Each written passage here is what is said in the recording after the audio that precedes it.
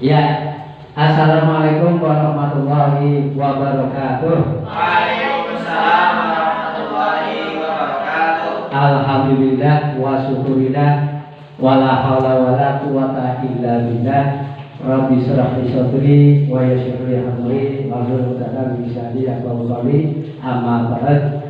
Yang saya hormati segenap jajaran Dewan Guru SDN Pamijen 02. Tidak ketinggalan yang saya hormati Bapak Susilo SPDSD selaku Kepala Sekolah SDN Pamijen 02. Langkah awal, marilah kita senantiasa memanjatkan puja dan puji syukur kehadirat Allah Subhanahu wa Ta'ala yang masih memberikan berbagai macam kenikmatan kepada kita semuanya yang tidak bisa kita sebutkan satu persatu. Tapi di antara nikmat itu adalah nikmat sehat dan nikmat sempat, sehingga pada siang hari ini kita semuanya bisa berkumpul, bisa berdiskusi bersama dalam rangka kegiatan sosialisasi rencana tindak lanjut program pengembangan potensi guru, ya, yang ini merupakan angkatan yang pertama di tahun 2024. Mudah-mudahan pada sesi kali ini akan bisa kita ambil manfaatnya, sehingga bisa kita tingkatkan kualitas, tingkatkan mutu pendidikan kita, sehingga akan membawa kemajuan bagi sekolah yang kita cintai ini.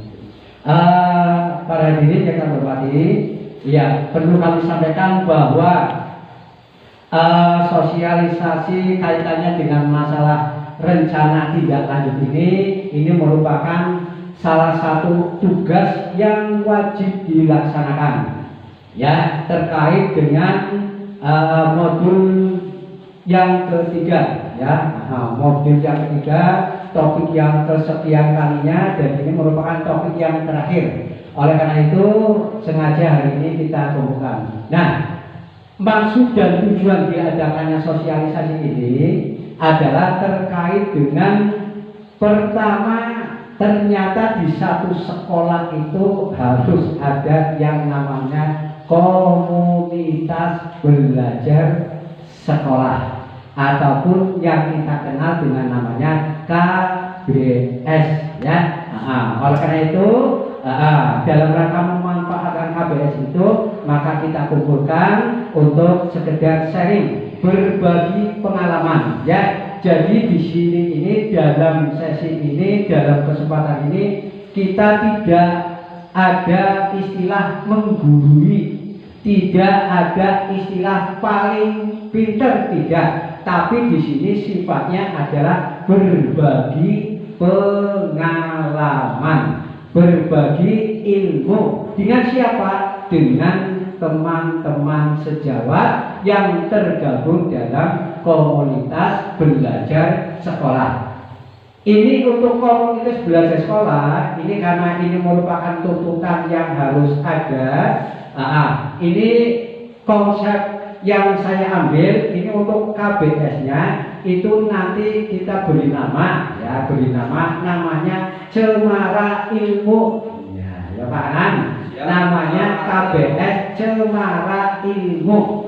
Nah, mengapa saya ambil nama Cemara Ilmu? Ya, kita lihat yang namanya pohon cemara itu biasanya bentuknya adalah mengerucut ke atas. Makin ke atas makin kecil, sehingga akan menjadi satu pucuk, ya, pepohonan yang namanya pohon cemara. Nah, filsafat itu dapat kita artikan bahwa dalam suatu hal apapun itu yang paling penting memegang peranan adalah fondasi awal. Fondasi awal di sini dalam artian bahwa keguyuban, kekeluargaan, gotong royong, kekompakan, semua elemen yang ada di sekolah ini adalah satu hal yang sangat-sangat penting. Sehingga ketika sudah ada persaudaraan seperti itu, perasaan sosial yang tinggi seperti itu, nanti akan tercipta fondasi yang kuat sehingga apa? Bisa meraih visi, bisa meraih cita-cita bersama. Nah, cita-cita bersama yang ingin kita capai itu biasanya disimbolkan oleh kerucut yang paling tinggi. Jadi sebuah pohon cemara itu adalah falsafah yang dapat kita ambil dari cemara ilmu. Sehingga apa? Secara tidak langsung nanti mutu pendidikan di SDN Pawijin 02 semakin lama akan semakin maju. Oke, langsung saja kepada pokok permasalahan kali ini, bahwa nanti kita akan membahas tentang rencana tindak lanjut, ya, rencana tindak lanjut. Nah ini rencana tindak lanjut yang akan kita sampaikan di sini. Ini adalah terkait dengan bagaimana kita memfasilitasi pendidikan kepada anak, memberikan pembelajaran kepada anak, ya, yang sifatnya itu nanti jelas dalam kurikulum Merdeka itu adalah senantiasa terfokuskan kepada kepentingan anak. Kemudian apa? Bagaimana proses pembelajaran itu menjadi sesuatu yang menyenangkan bagi si anak. Tapi lingkup yang saya ambil adalah terkait dengan yang namanya gerak senam. Ya, jadi yang dapat kami ambil, yang dapat kami sampaikan ke bapak-bapak, ibu-ibu semuanya, ini nanti terkait mengerucut pada gerak senam yang menyehatkan. Nah, satu permasalahan ya sekarang adalah mengapa? Nah ini, mengapa saya mengambil kok senam? Tidak mengambil tentang masalah sepak bola, tidak mengambil tentang masalah bola voli, tidak mengambil masalah sarana prasarana yang maaf kurang misalnya, ataupun yang lain. Bagi saya itu materi-materi sini itu sudah biasa. Ya, jadi kita pengen sesuatu yang luar biasa dan sering dilupakan. Padahal manfaatnya itu sangat banyak. Apakah itu? Yaitu tentang masalah senam. Nah, senam itu kalau menurut istilah olahraga, itu senam itu adalah rangkaian gerakan yang sistematis, yang membentuk satu gerakan yang mengasihkan, gerakan yang indah dan lain-lain sebagainya. Dan tanpa kita sadari ada beberapa manfaat ketika kita mau melakukan senam. Manfaatnya diantaranya, ya, bagi ibu-ibu misalnya, itu senam itu ternyata bisa membentuk tubuh yang ideal.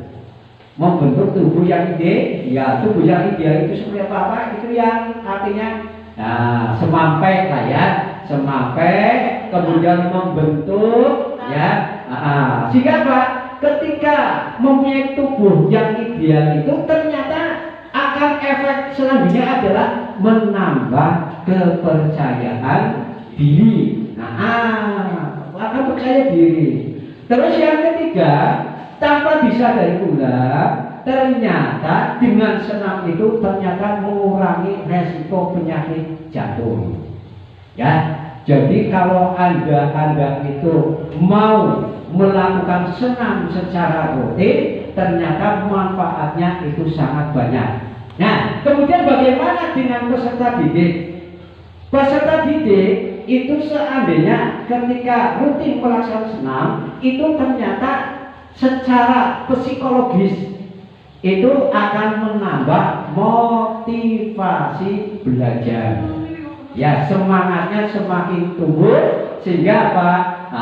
Akan semakin tekun dalam melaksanakan kegiatan belajar mengajar. Itulah mengapa kami ambil latar belakang ini adalah senam karena ternyata manfaatnya sangat luar biasa. Kemudian yang selanjutnya, ya ini kalau masih tujuan senam, ya latar belakang.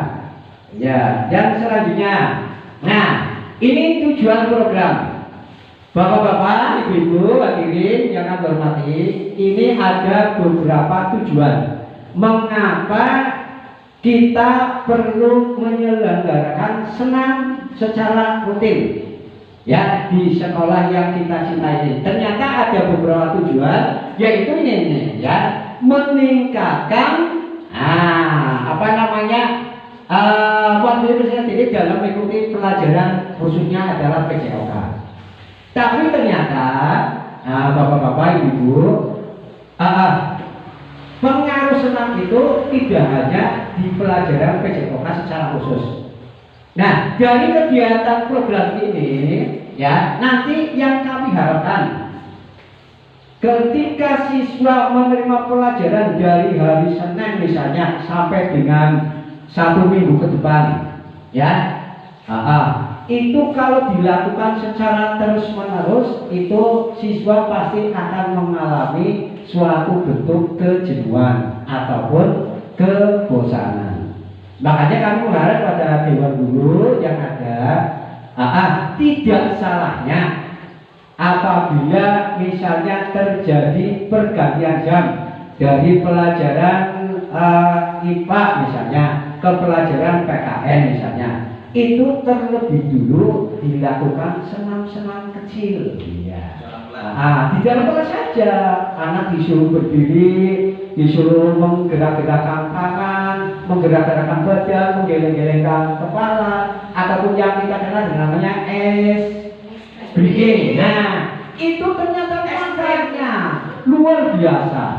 Jadi nanti efek dari senam yang akan kita laksanakan itu akan menghilangkan rasa frustasi anak, akan menghilangkan kebosanan anak. Sehingga Pak, walaupun sifatnya sekejap, tapi itu manfaatnya sangat luar biasa bagi anak. Ya, jadi menambah. Kemudian tujuan yang kedua, mengedukasi tentang pentingnya senam. Ya, memberikan pendidikan kepada anak bahwa senam itu manfaatnya banyak dan itu diupayakan tidak hanya dilakukan di sekolah saja, tapi termasuk dalam kehidupan sehari-hari di rumah, di lingkungan dimanapun berada. Ya, dan senam itu tidak terikat dengan harus seperti ini misalnya, tidak. Ya, pada hakikatnya senam itu intinya adalah mau bergerak. Itu intinya itu saja. Ya, mau bergerak. Sehingga apa? Coba kalau kita kaitkan dengan senam itu adalah rangkaian gerakan yang sistematis, artinya walaupun hanya sekedar gerak, tapi gerakan-gerakan yang terukur, terarah. Misalnya kalau perlu kami sampaikan, misalnya ketika kita habis menggerakkan otot-otot leher misalnya, itu jangan langsung otot-otot kaki. Kaki harus urut. Dari leher, bahu, pinggang, bahu, bawah, ya. Ataupun kalau dari bawah ya bawah, tengah, leher, baru atas. Itu seperti itu. Jadi tidak boleh acak, ya. Karena apa? Ya, tubuh kita itu terdiri dari persendian-persendian yang satu dengan lain itu sangat terkait. Ya, jadi olahraga itu memang betul-betul harus teliti. Ya, kalau kita mau memberi arahan kepada anak disuruh lari pun berputar, tidak boleh berputarnya ke sebelah kanan. Berputarnya itu harus dari sebelah kiri, ya. Bunyinya ke kiri berarti berlawanan dengan arah jarum jam. Jangan berputarnya ke ke kanan. Ya. Mengapa? Ya karena itu kaitannya dengan jantung, dengan itu ada di sebelah kiri. Ya, ini beberapa contoh. Yang ketiga, nih, ya, pembiasaan aktivitas senam dan penerapan pola hidup sehat dalam kehidupan sehari, dan yang keempat adalah bekerja sama. Nah, bekerja sama ini artinya kalau kita kaitkan dengan P5, yaitu profil belajar Pancasila. Artinya dalam senam itu otomatis ada gotong royong, ada apa namanya tanggung jawab, ada disiplin dan lain-lain. Tapi yang paling dominan adalah gotong royongnya. Lanjut, selanjutnya adalah, nah ini apa namanya?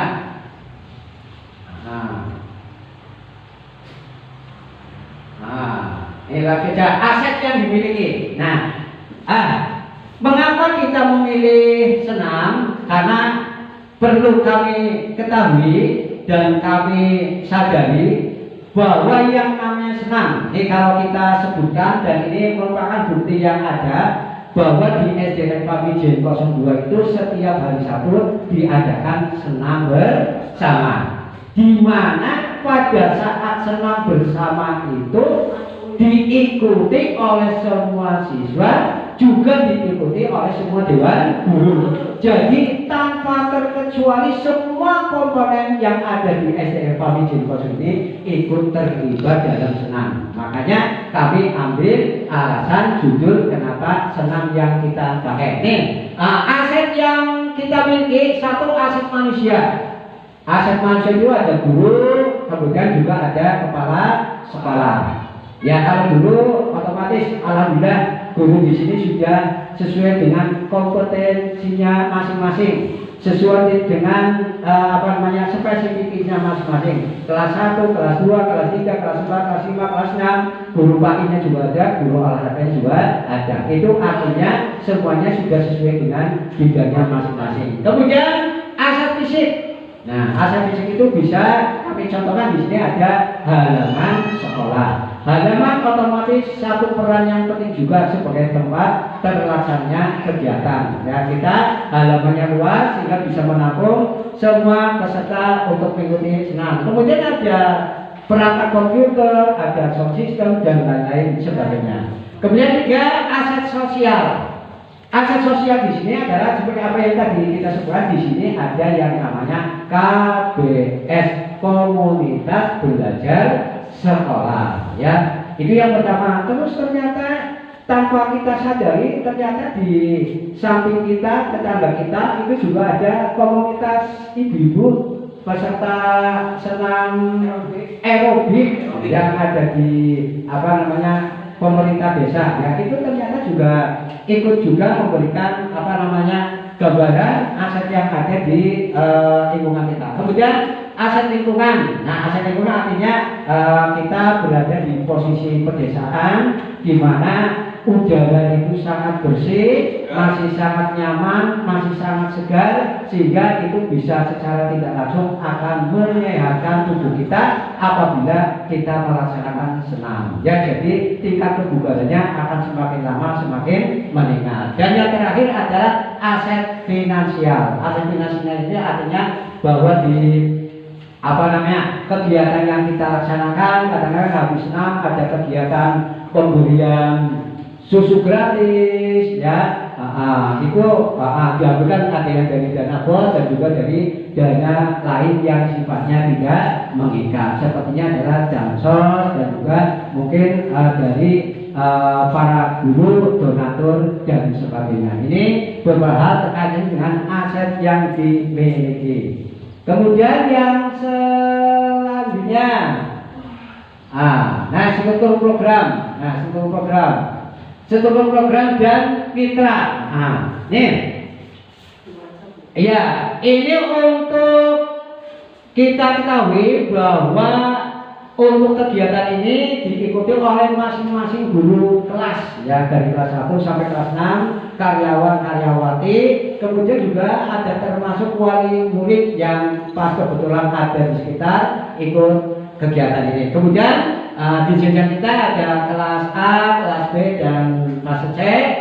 Ini juga terkena dampak. Yang selanjutnya adalah semua guru bisa berkolaborasi. Nah, nih, berkolaborasi di sini itu merancang program seperti apa yang tadi sudah dijelaskan di atas.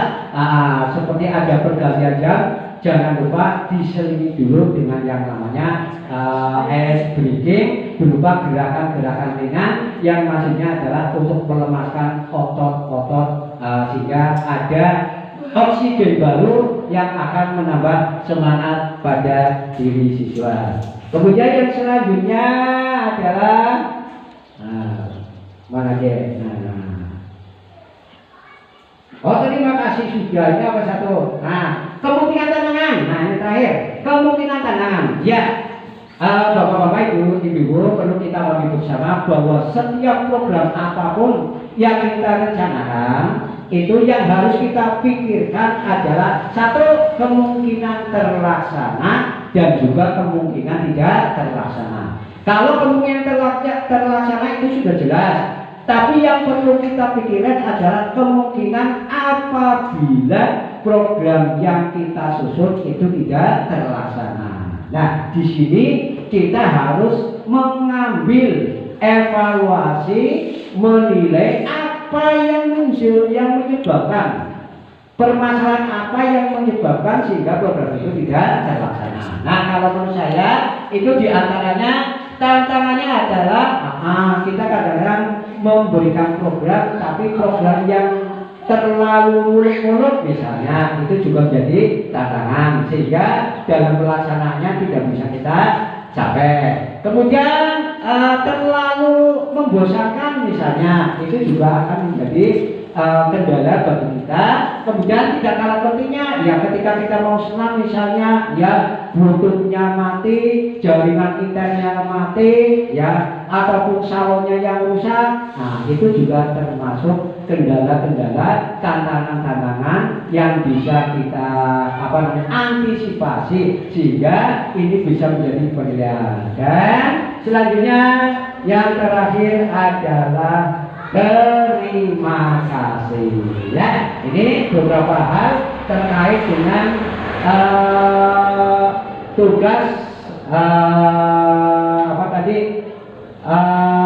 tindak lanjut ya, rencana tindak lanjut kami dari peserta PKG SDN Pamijen 02 ya. Oke, untuk selanjutnya barangkali ada pertanyaan, ada hal-hal yang belum bisa dipahami, silakan untuk bisa sharing ya, ataupun ada yang kurang sesuai dengan bapak-bapak ibu semuanya apa yang tadi disampaikan, silakan bisa menyampaikan pendapat. Ya, kita buka 2 termin saja, 1 termin untuk 1 orang ya, penanya 2 orang saja ataupun 3 orang maksimal. Oke, pertanyaan yang pertama silakan.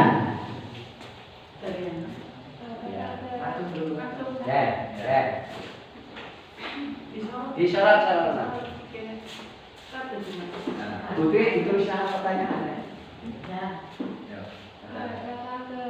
Gerakan tentang sederhana yang bisa dilakukan dalam waktu yang buru-buru.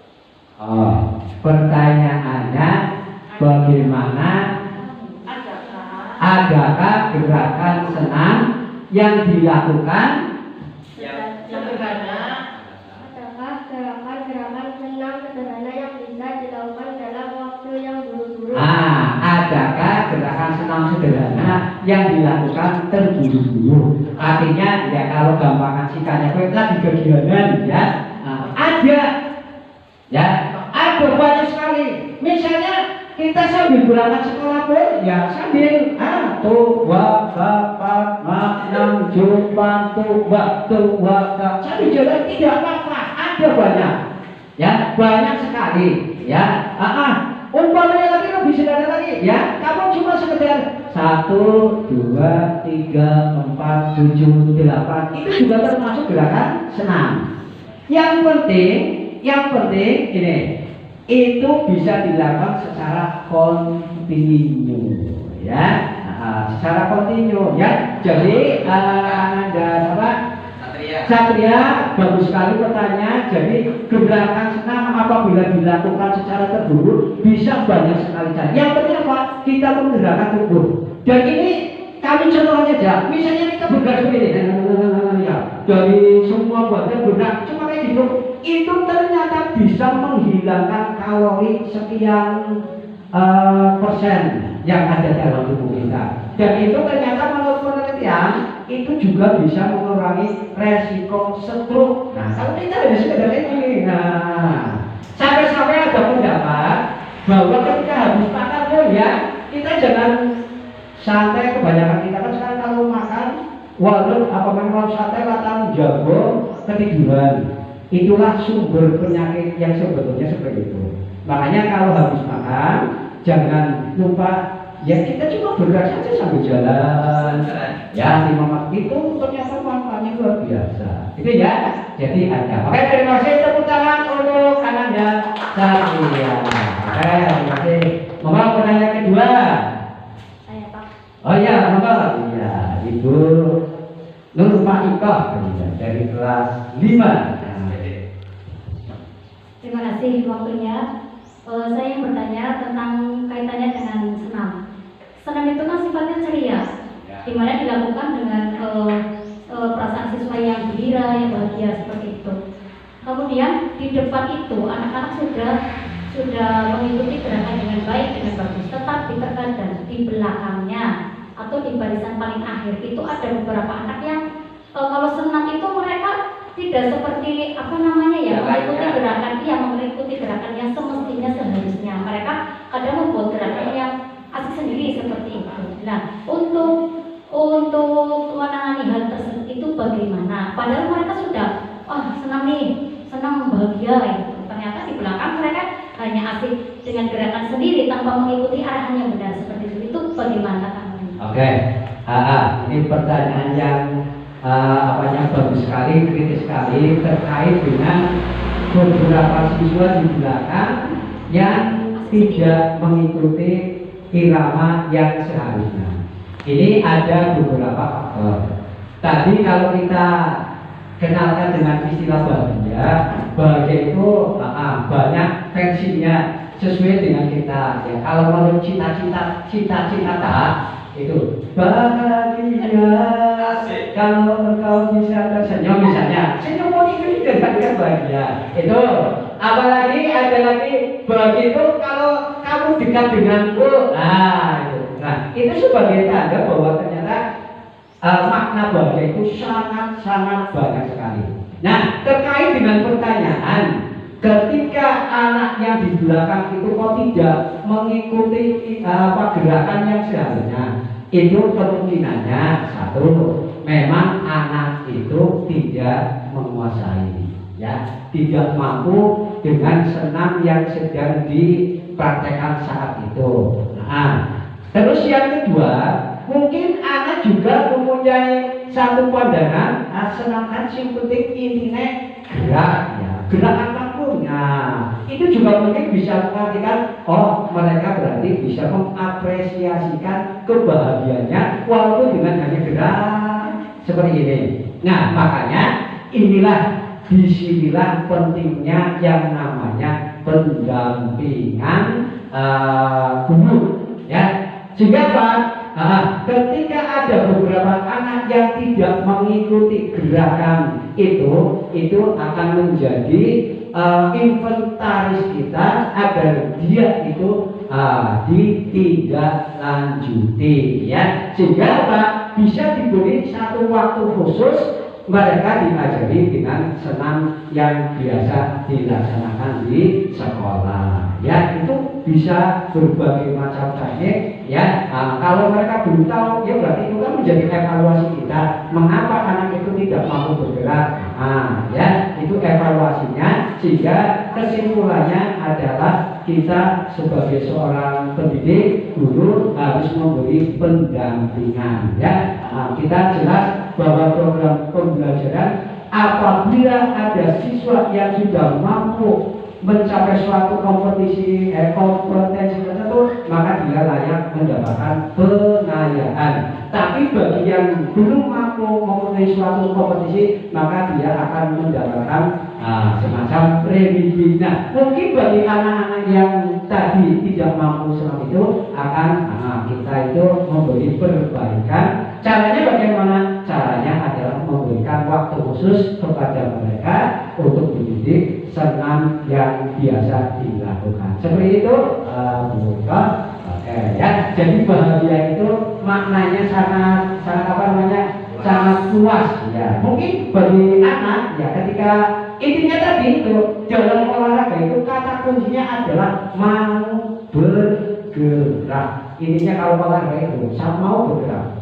Walaupun tidak bisa sesuai dengan harapan, tapi ketika dia sudah mau bergerak itu ada nilai tersendiri. Yang penting jangan pasif, diam-diam. Nah, itu yang menjadi permasalahan. Tapi kalau bergerak, ya walaupun tidak sesuai dengan apa yang menjadi harapan, tapi kalau sudah mau bergerak itu akan mendapatkan penilaian tersendiri. Oke? Oke. Pertanyaan yang ketiga, ya terakhir, pertanyaan yang terakhir. Ya monggo. Ya Pak Anam. Ya, pertanyaan, terima kasih atas kesempatan yang diberikan. Pertanyaan saya adalah, adakah waktu minimal atau berapa menit yang bisa kita gunakan untuk senam, misalnya dalam keadaan sangat buru-buru tapi pengen senam yang tidak diganggu, itu kira-kira berapa menit yang bisa kita gunakan? Apa cukup 10 menit, apa 5 menit, atau berapa menit? Terima kasih. Oke, terima kasih. Kaitannya dengan masalah waktu. Pas kebetulan ini kemarin pada kegiatan modul di beberapa tatap muka itu kami membahas tentang masalah penyusunan program kebugaran jasmani. Nah, program kebugaran jasmani. Nah, itu kalau apakah ada waktu minimal? Nah, ini kalau menurut saya itu kemarin kami juga menyampaikan pendapat ini dan sangat mendapatkan apa namanya beberapa apresiasi dari teman-teman. Kalau menurut saya itu kaitannya dengan program kebugaran jasmani itu tidak ada batas waktu minimal. Karena apa? Dalam olahraga itu perlu kita ketahui bahwa olahraga itu seperti pisau yang bermata dua. Di satu sisi menguntungkan, tapi di sisi lain juga membahayakan. Kenapa? Kita tahu bahwa tingkat kebugaran orang itu berbeda-beda antara satu orang dengan orang yang lain. Ternyata faktor umur pun juga akan mempengaruhi. Kayak misalnya saya umurnya sudah 53 tahun misalnya, itu tidak boleh melakukan olahraga yang keras-keras ya. Itu sudah tidak boleh. Lari pun sudah harus dikurangi. Ya cukup dengan jogging, lari kecil dan lain sebagainya. Ya, gerakan-gerakannya pun gerakan-gerakan yang sederhana. Nah, tapi secara umum ya, itu kalau kita mau membuat program, itu misalnya pertama kita susun program, misalnya 10 menit untuk peregangan ataupun untuk pemanasan, 10 menit. Ya, itu peregangan pemanasan. Tujuannya untuk mempersiapkan otot-otot agar lemas, sehingga apa? Ketika cedera pun kalau sudah pemanasan yang baik, itu cederanya tidak begitu parah. Kemudian melakukan gerakan-gerakan ini gerakan utama. Misalnya kita mau bersepeda, ya kita buat bersepeda selama misalnya 30 menit misalnya. Ya 30 menit. Nah, ya 30 menit. Kemudian jangan lupa ditutup setelah itu dengan pendinginan. Ya, nah, pendinginan itu kita mengevaluasi diri, yang merefleksi diri sehabis melakukan olahraga. Biasanya dilakukan dengan nama pernapasan, pernapasan. Jadi misalnya 10 menit ditambah 40 menit ditambah 10 menit misalnya itu 50 menit ataupun 60 menit 1 jam. Tapi misalnya seperti itu. Tapi yang perlu kami tekankan di sini, awas, kalau kita tujuannya untuk mengembangkan misalnya kebugaran kita, itu harus bervariatif. Bervariatif itu artinya misalnya tadi kami contohkan gerakan ininya dengan melakukan sepeda. Itu jangan saja baru sepeda. Jangan, tapi harus bervariasi, ada jogging, jogging sudah, bersepeda sudah, mas suatu waktu harus angkat beban misalnya, ya. Nah, karena dalam olahraga itu ada prinsip yang namanya over apa ya namanya? Istilahnya kelebihan beban. Nah, kelebihan beban artinya apa? Ketika otot diberi latihan dengan beban yang sama, sepeda terus, itu otot tersebut akan mengalami titik jenuh. Sehingga waktu bersepeda pun ya akan pengaruhnya tidak ada selanjutnya. Tapi kalau misalnya bersepeda tadi 40 menit, minggu berikutnya ditambahin 10 menit lagi menjadi 50 menit, nah itu baru ada pengaruhnya. Beban, kalau kita angkat beban sekilo terus umur hidup, dia tidak akan berpengaruh, ya. Harus ada overload. Nah, istilahnya overload, ya. Jadi ketika latihan itu semakin hari ada semakin penambahan beban, ya. Sehingga itu akan membawa dampak bagi peningkatan kebugaran jasmani kita semuanya. Oke, terima kasih. Ada lagi yang lain? Barangkali masih ada yang belum puas? Ada? Cukup? Oke, kalau cukup sebagai perasaan kegembiraan kita, saya ucapkan terima kasih yang sebesar-besarnya atas masukan, atas diskusinya hari ini, sehingga berkat kerjasama kita semuanya acara ini bisa berjalan dengan lancar. Amin, amin ya robbal alamin. Walaupun ini sifatnya sangat sederhana, tapi mudah-mudahan ya akan membawa dampak yang besar bagi kebugaran anak-anak didik kita, yang nanti diharapkan adalah pengaruhnya terhadap kualitas pembelajaran di SDN Pamijen 02, sehingga pada jenjang tertentu mutu sekolah akan semakin baik. Terima kasih. Wassalamualaikum warahmatullahi wabarakatuh. SDN Pamijen 02. Jaya. Oke, terima kasih. Assalamualaikum warahmatullahi wabarakatuh. Tepuk tangan untuk kita semua.